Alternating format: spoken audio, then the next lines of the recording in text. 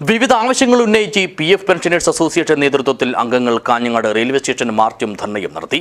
CITU Kasaragod ജില്ലാ secretary Sabu Abraham ധർണ ഉദ്ഘാടനം ചെയ്തു. This news sponsored by Immanuel silks, Kanhangad, Kannur and Thrissur.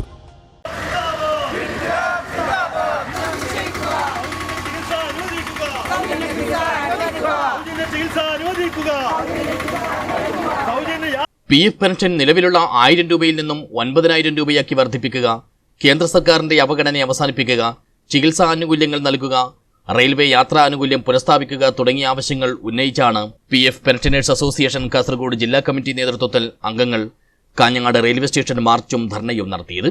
Kottachery town കേന്ദ്രീകരിച്ച് ആരംഭിച്ച മാർച്ചിൽ നിരവധി അംഗങ്ങൾ അണിചേർന്നു. തുടർന്ന് റെയിൽവേ സ്റ്റേഷന് മുന്നിൽ നടത്തിയ ധർണ CITU കാസർഗോഡ് ജില്ലാ സെക്രട്ടറി സാബു എബ്രഹാം ഉദ്ഘാടനം ചെയ്തു.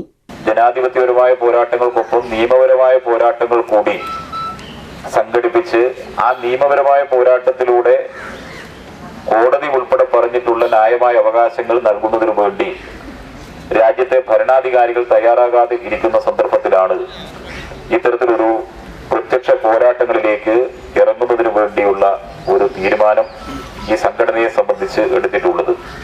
ചടങ്ങിൽ അസോസിയേഷൻ ജില്ലാ പ്രസിഡന്റ് KV കുഞ്ഞമ്പാടി അധ്യക്ഷനായി.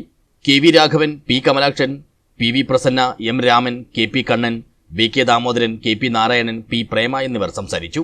ജില്ലാ സെക്രട്ടറി P കാര്യമ്പു സ്വാഗതം പറഞ്ഞു. News bureau, Kanhangad.